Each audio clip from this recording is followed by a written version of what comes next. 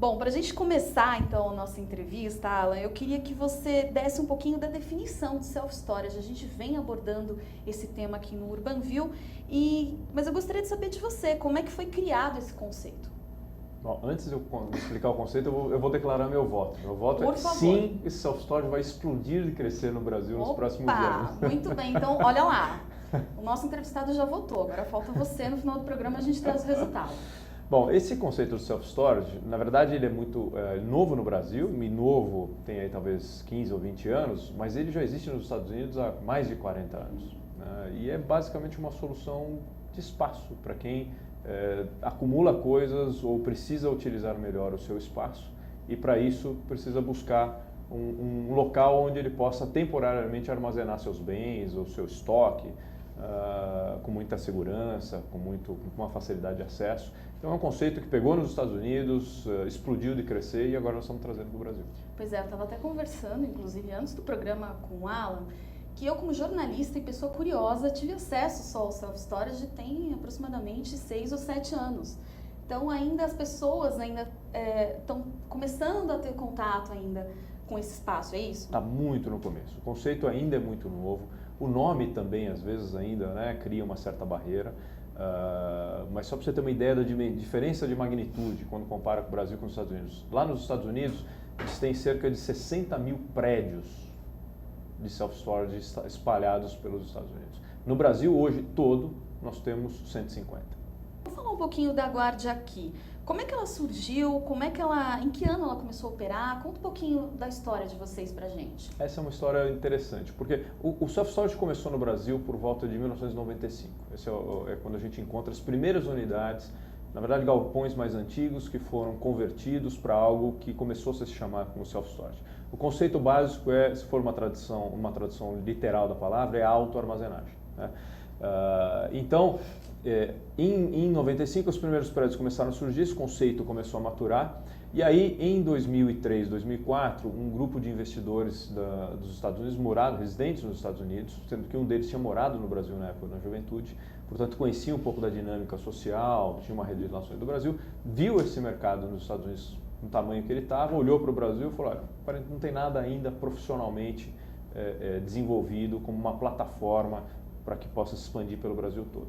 E aí veio para cá e criou o Guardia Aqui, né? E acho que foi muito feliz desde o começo, além do conceito, né? A maneira como o Guardia Aqui foi instalado com a marca, não tem nada melhor para o conceito do que algo que chama Guardia Aqui, né? E criou a primeira unidade, uma unidade aqui em São Paulo, na Marginal Pinheiros, ou na Marginal Tietê, na verdade, ali na Lapa. Então logo que você entra na Marginal Tietê, do lado daquela mega store do Ponto Frio, então metade do quarteirão é uma unidade de self-storage, uma área bastante grande.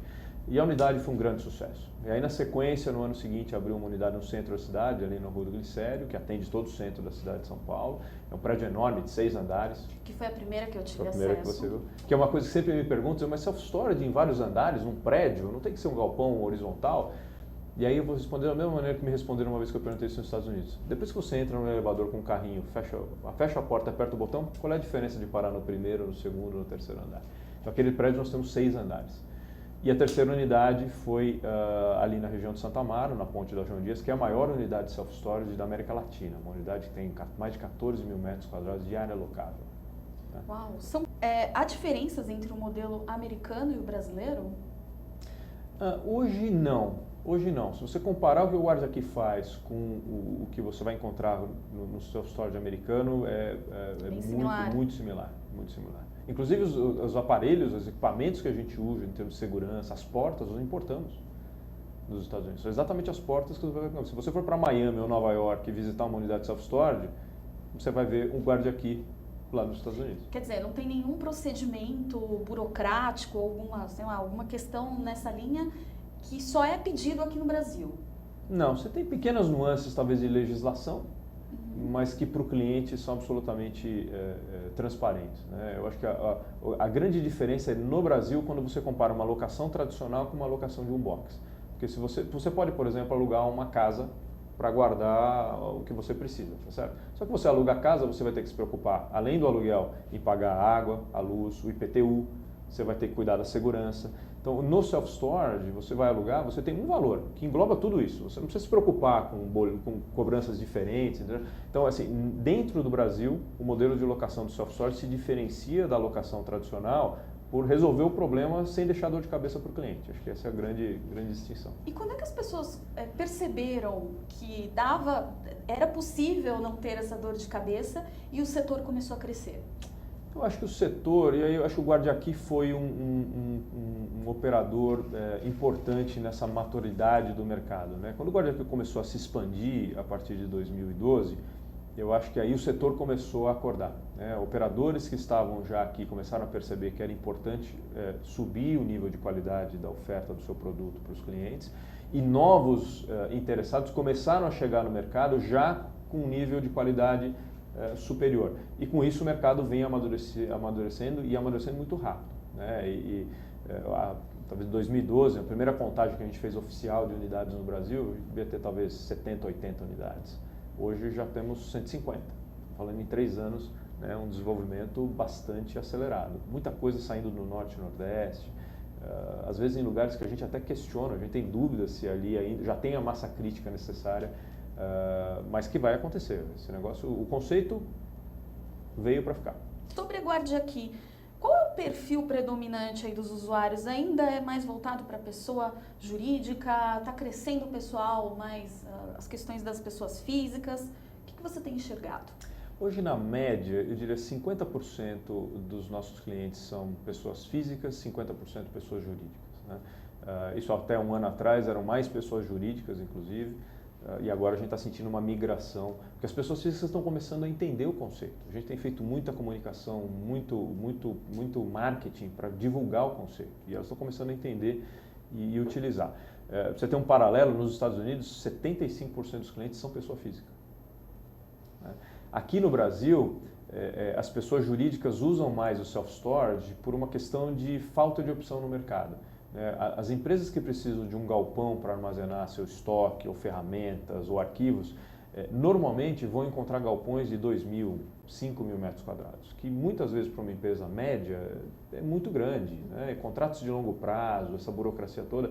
Então elas encontraram no self-storage uma solução muito prática e eficiente para poder, inclusive, usar o espaço que ela precisa, porque e a gente vê muito isso. É interessante você passear num galpão, numa unidade nossa, você vai ver o perfil de clientes. Tem clientes, por exemplo, que quando recebem mercadorias, importam mercadorias, eles têm um box de 10 metros quadrados.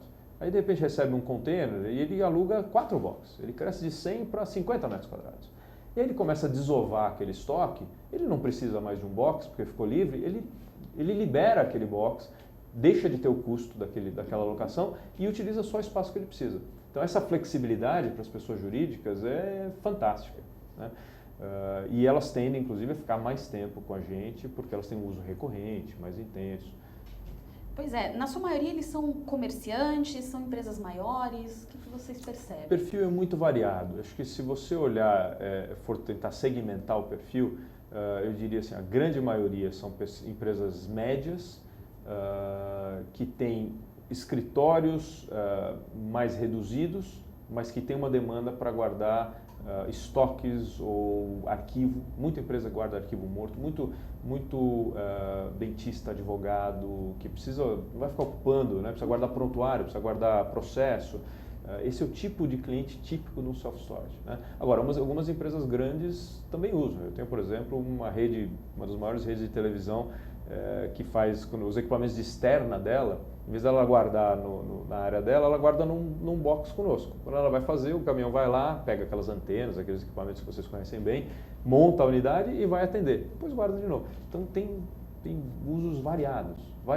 Tem grandes empresas brasileiras e multinacionais que usam o conceito. Inclusive, uma coisa que hoje a gente consegue oferecer, por estar em outras cidades fora de São Paulo, tem, por exemplo, uma empresa grande de cosméticos, uma multinacional, que alugou um box em cada uma das nossas unidades.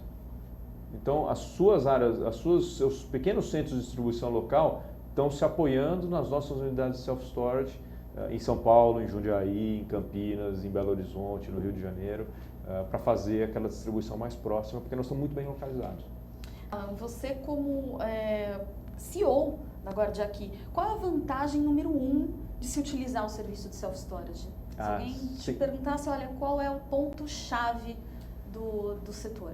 Sem dúvida é flexibilidade, a possibilidade de você usar o espaço que você precisa, no tamanho que você precisa, pelo tempo que você precisa, sem burocracia. Então você tem uma reforma na sua casa. Você não vai alugar um espaço por um ano para guardar suas coisas, você tem uma reforma pontual, 1, 2, 3 meses. O self-storage serve para isso, você vai desmobilizar as coisas, guardar os móveis, acabou a reforma, você tira as coisas e leva de volta. Para isso o conceito é imbatível. E tamanhos? Quais são os tamanhos mais procurados? Eu sei que deve ter desde gaveta para guardar os documentos, até espaços, como você mesmo colocou, galpões um pouco maiores. Como é que funciona? Os tamanhos são muito variados. A gente tem em unidades que vão de 1,5 metro quadrado a 2 metros, 3 metros, 4,5 metros, 6 metros, 9 metros, 12 metros, 18 metros. E aí vai até espaços de 100 metros quadrados, às vezes 200 metros quadrados. E você pode combinar esses espaços. O bacana disso é que você vai alugando o tamanho que você precisa, vai crescendo ou diminuindo de acordo com a sua necessidade. O menor espaço que a gente tem, que é um espaço de 1,5 metro quadrado por 1 metro de altura, né? A gente apelida inclusive de maleiro. Então, a gente deu esse apelido porque quem aluga são as pessoas que precisam guardar mala de viagem. Acredite se quiser, o cara não tem espaço em casa para guardar aqueles trambolhos de mala de viagem. Então ele guarda lá. Você está me dando uma ideia. Tá vendo como você pode otimizar o espaço? Para que ficar com aquilo em casa, entulhando um guarda-roupa, né? Ou a área de serviço? O metro quadrado já é tão caro, né? De um apartamento. É isso aí. Tá, e você não usa a todo momento, né? Então, o self-storage é bacana porque você pode acessar a hora que você quiser. Aquele é o seu espaço, né? O conceito é assim, você aluga o box, você escolhe uma senha sua de segurança que é tua, intransferível. E o cadeado que você coloca na porta é seu. Então você acessa o box a hora que você precisa, não precisa pedir permissão para ninguém, digita a sua senha de acesso, destrava o seu alarme e abre o seu box. Então, se você precisa da mala de viagem, porque você vai viajar no fim de semana para Miami, você vai lá amanhã, na sexta, e pega a sua mala, não precisa dizer para ninguém, pega a sua mala, usa, acabou o teu de viagem, guarda a mala de novo.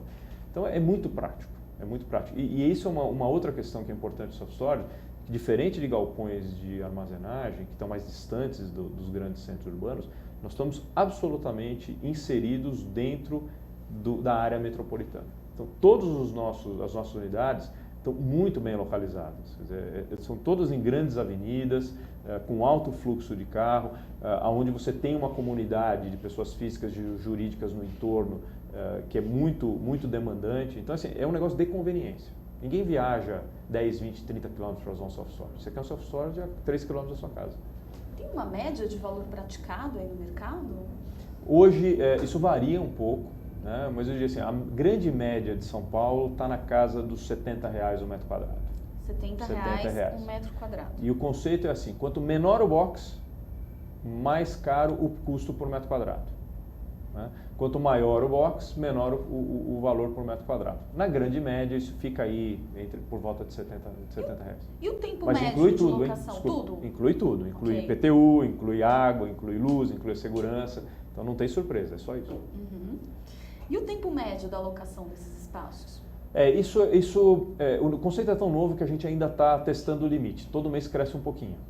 No nosso caso, hoje, a média tem ficado em 18 meses.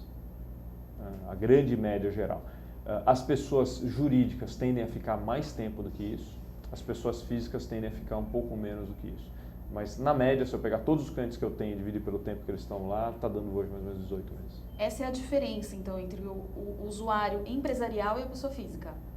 Basicamente é o tempo de permanência. É a variável que mais salta aos olhos. Porque a pessoa física acabou o uso, ninguém fica guardando as coisas, não tem uso. Né? Se ela fez a reforma em casa, ela traz as coisas de volta. Né? Então, esse é o bom uso.